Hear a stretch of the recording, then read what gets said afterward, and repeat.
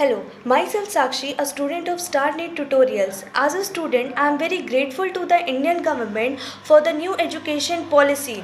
It will not only explore the students but will also prepare them from the beginning of their education to face this competitive world. It will offer more flexibility, outcome-based higher education, student satisfactional, enhance technology skills which will boost employment for youth. The schooling system is now divided into 4 stages. Assessment in other years will shift to a regular and formative style that will be more competency based to promote learning and development, testing higher order skills such as analysis, critical thinking and conceptual clarity. This will bring the uncovered age group of 3 to 6 years under the school curriculum, which has been recognized globally as the crucial stage for the development of the mental faculties of a child.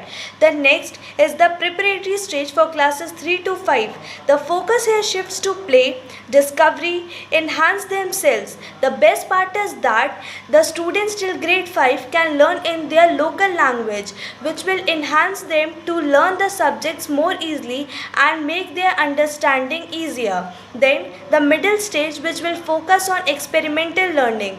The most important stage of the student's life is the secondary stage, in which the students will be free to choose any subject in which they are interested, as there will be no difference between arts and science. Also, the students of graduation will get certificate for every year and they will be free to leave the college in the mid-session, which will allow them to opt the profession in which they desire.